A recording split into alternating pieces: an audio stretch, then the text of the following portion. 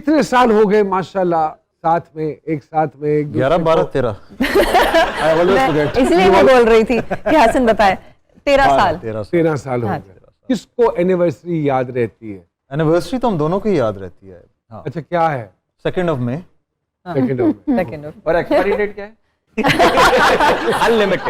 Unlimited. हाँ, वो tag पे पढ़ना पड़ेगा लिख के। वो एक जो कहा जाता है कि जी ये भी बिल्कुल एक कॉन्ट्रैक्ट की तरह होना चाहिए और इसकी भी एक मियाद होनी चाहिए। अक्सर मर्द हज़रात जब एक किंकी से मूड में होते हैं ना, तो इस तरह की बॉयज नाइट आउट तो इस तरह की यार व्याह ਦਾ ਵੀ ਇੱਕ लाइसेंस होना चाहिए, जिस तरह शनाख्ती कार्ड एक्सपायर होता है 20 सालों बाद, 10 सालों बाद। आप सोचते हैं कभी कभी ऐसा? नॉट रियली, बिकॉज अभी हमारी जैसे जैसे शादी प्रोग्रेस हुई है तो सुनीता मेरी, मैं कह सकता हूँ कि जो बेस्ट फ्रेंड हम लोग कहते हैं ना, कोई बेस्ट फ्रेंड हो, तो Sunita is like my best friend. तो I would never want to let go of her. और मेरे गम में भी मेरे साथ होती है, मैं घर आता हूँ चिढ़ा हुआ भी होता हूँ तो सुनीता को ही सारी बातें। तो आई डोंट थिंक कि I can talk about this with anyone else. तो सुनीता के साथ ही है। लेकिन शुरू में जब नई नई शादी हुई थी उस वक्त हसन कभी कभार कहता था, यार मुझे लगता है जल्दी शादी कर लिए, अच्छा थोड़ा और टाइम लगाना चाहिए था। टाइम लगाना चाहिए था।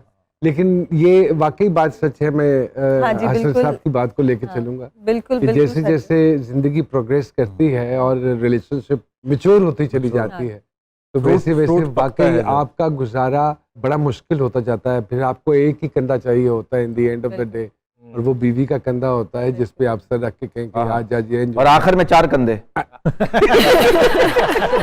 वो सर वही बात है ना, वो कहते हैं कि जब अपनी बीवी से प्यार होने लगे तो समझ लो बुढ़ापा आ गया।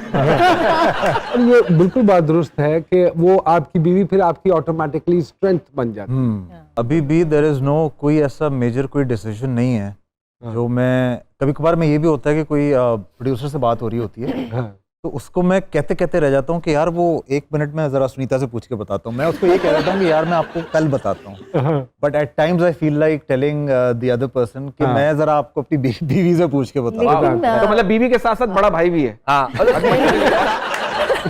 अच्छा, सर मैं मानते हैं कि हर नाराज बीवी के पीछे उसका शौहर होता है जिसको पता ही नहीं होता कि आखिर हुआ क्या है। थोड़ा बहुत। I agree. What are the things which are based for a successful marriage? Number 1 is trust. You have to trust. और आप समझती हैं कि मियाँ पे, मर्द पे ट्रस्ट किया जा सकता है? मुझे दूसरों का नहीं पता, लेकिन हमें अपना पता है कि हम एक दूसरे पे बहुत अंधा ट्रस्ट एक होता है ना, वो करते हैं। वाह वाह। उससे आपकी बॉन्डिंग और ज्यादा स्ट्रांग हो जाती है। Okay, you agree with whatever Sunita Sahiba is saying? I do, but ये बात जरूर है as compared to me, she is very composed, mature है और इसको पता है कि हसन की क्या गलतियां में माफी के जायज हैं, माफी उन पे मिल सकती है और किन पे हसन नहीं करता है गलतियां? मैंने पास में की हैं गलतियां, that obviously I'm not proud of, but शर्म आनी चाहिए आप। शर्म आती है सोच के, लेकिन अपने आप से आती है जब नमाज पढ़ रहा होता है। कहीं आप ये तो नहीं कहते कि अगर वो माफ कर सकता है तो तू तो इंसान है, तू भी कर दे?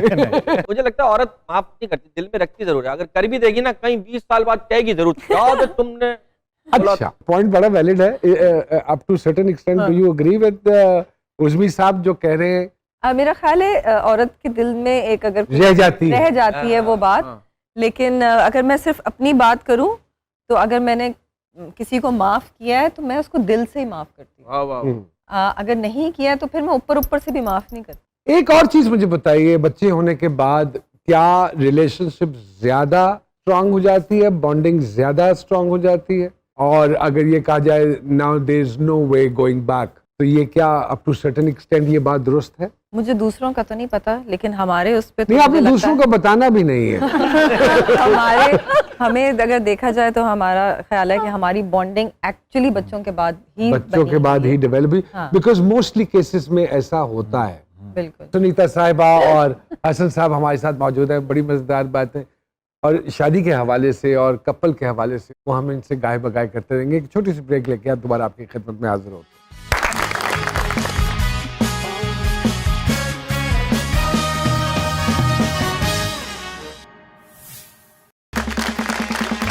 जी एक मरतबा फिर से खुशामदीद कहते हैं जी सरकार में। एक और चीज मुझे बताइए कि बच्चों की तरबियत में माँ का एक बहुत अहम किरदार होता है। माँ जब वर्किंग वुमन हो तो ये किस हद तक सफर करती है ये चीज?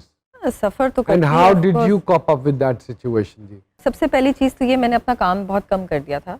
जहाँ बिल्कुल मैं मुझे मालूम है, आप खासे अरसे के लिए मैं साल में जैसे 4 ड्रामे कर रही होती थी तो फिर मैं बिल्कुल 2 पे आ गई थी। बिल्कुल ठीक। फिर हम दोनों ने आपस में बहुत प्लानिंग करते थे कि अगर मेरे फैशन शोज आ रहे हैं और मैंने ट्रैवल करना है तो उन दिनों में हसन घर पे रहे, अगर हसन ने ट्रैवल करना है तो उन दिनों में मैं घर पे रहूं, तो कोई एक पेरेंट लाजमी घर पे होता। अब शुक्र है अब जरा बड़े हो गए बच्चे तो अब हम। लेकिन सर औरत ये भी कहती है ना कि बच्चों की जैसे रुकी हुई, वरना तुमने कोई कसर छोड़ी नहीं। हर औरत ये जुमला जरूर बोलती है। पता नहीं सुनीता ने बोला, मैंने नहीं बोला आज तक। अच्छा नहीं बोला? सुनीता इस मामले में मर्द है।